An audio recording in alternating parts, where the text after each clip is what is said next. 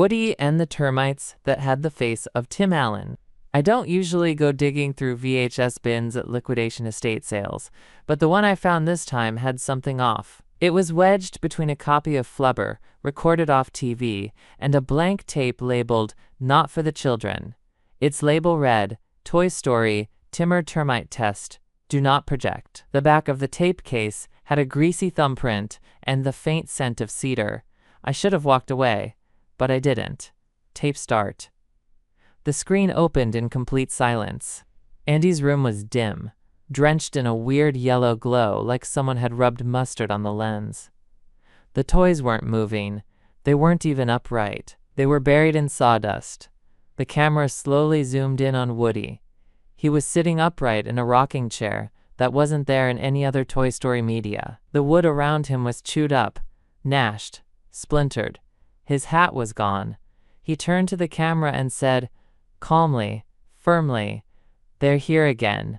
The Allens." Cue a horrible chittering noise, like squirrels gargling motor oil. Tiny termite-like creatures crawled from the floorboards, but their heads? Identical to Tim Allen's face, not stylized, photorealistic like bad Photoshop stickers slapped onto jittery bug bodies.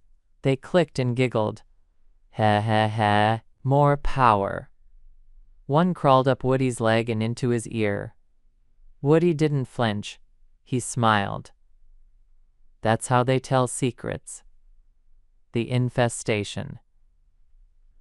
The rest of the toys emerged one by one, coated in wood shavings.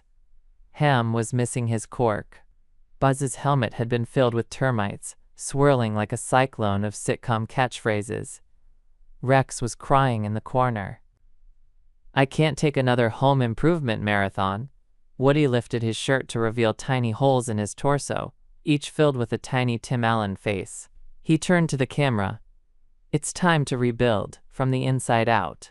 Suddenly, a tiny pair of arms burst from his plastic skin, holding a Home Depot gift card and a tiny saw made of toothpicks.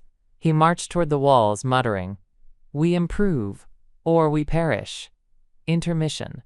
Sawdust and regret. The tape cut to black. For 45 seconds, it was just footage of a spinning plank of wood, with Tim Allen's face, poorly green-screened onto it, spinning in space. A whisper said, "You are the renovation project." Final scene. Back to Andy's room. The entire house was now made of gnawed wood. The floor sagged. The ceiling dripped varnish. Woody stood triumphantly on a throne of IKEA particle board.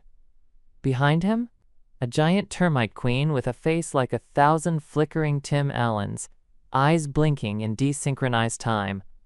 Buzz crawled toward the screen, dragging his leg. "We're all Allen now."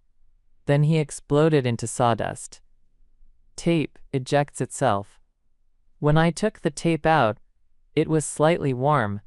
Now, every time I turn on a power tool, I swear I hear someone whisper, "Huh, huh, huh, more power." There's sawdust under my pillow. Woody's face was on my tree bark deodorant. I haven't seen real termites, just little heads peeking from the molding. Grinning. If you find a tape with Tim Allen termites, do not plug it in, or at least wear goggles.